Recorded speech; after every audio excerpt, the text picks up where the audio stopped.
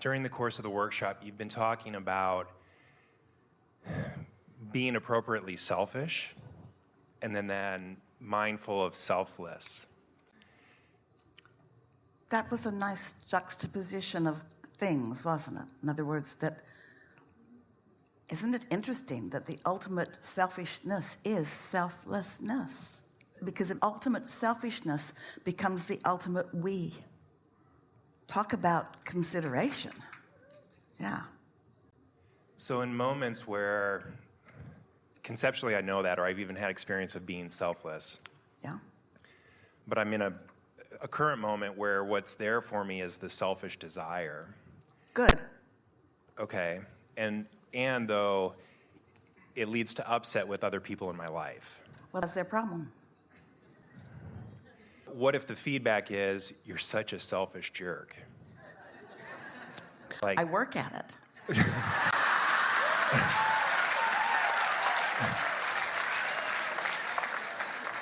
Because if I'm not selfish enough to stay connected to who I am, then I've no value to anyone. One time we were having a discussion with a mother about her adult son. And we were encouraging her, as we have been during these hours that we've been together. And she said in response, won't he feel like I am forsaking him? Because if I'm not giving him what he thinks he needs from me, but instead I'm selfishly satisfying my own connection, won't he feel forsaken, forgotten? And we said, how could that be? How could you be tuned in to the whole of who you are, to your vortex, which includes every desire that you've ever held for him? How could you be tuned to all of that and flowing all of that to him? And how could he feel forsaken? Well, she didn't really go along with this because she felt like he still could feel forsaken. And we explained to her, there's nothing that you can do about that.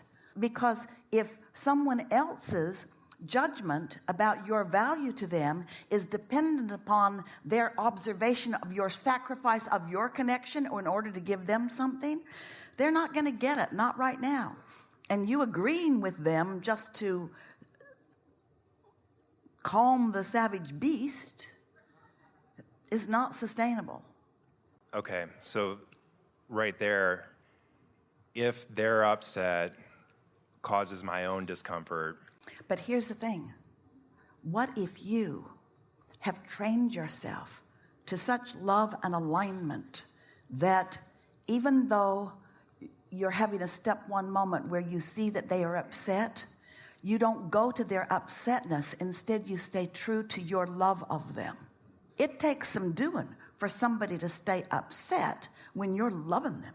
But if something else is happening, like they're upset, so then you're upset, or they're resentful, then you're resentful, that's a whole different story. So you got to ask yourself, what kind of attraction is going on? It is possible for you to stay full of love while they're upset with you. And if you do that consistently, we promise you they'll come around because they want to feel good and they want to love you and they want you to love and they want you to love them. The common scenario is behave differently and I'll treat you differently. But that's not the one you want to perpetuate. That's making you all nuts. Knee-jerk responding to the way people are behaving. So many people, that's their weak and not very effective attempt to control. They want to control you through their smiling and pouting. They want to train you that when they're smiling, do more of that. And when they're pouting, do less of that. And you want them to understand that their smiling or pouting are irrelevant to you because you're tuned to another smiler. You're tuned to source energy. And in time, they'll come along or they won't.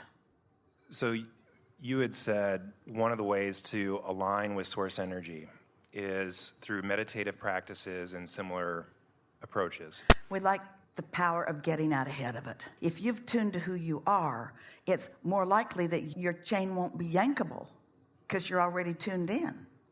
So instead of responding in the way they expect you to or that you have in the past, you're playful and you're loving anyway.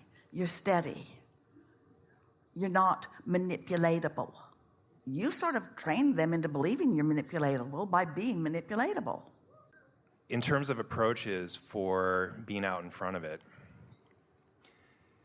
one thing I heard you say was quiet the mind, be free of the thought, and then what will arise is thought from source. And the premise of that is it's easier to achieve connection with this high-flying vibration of source energy from a neutral place rather than digging a hole and getting in it and then climbing out of the hole to ground level and then climbing the ladder to the rainbows. It's just better not to have dug the hole to begin with. A lot of people dig a hole and get in it because when they get out of it, people clap. It's like, good for you. You got yourself out of the hole. And hardly anybody says, you're so wonderful, you never get in a hole. People want you to get in a hole for some reason so that they can make a monument when you climb out. Yeah. Like the hole being the times in life where you get down on your knees and pray because you've just been taken to that versus like a daily... Yeah. If you're too happy, you're not relatable to most humans.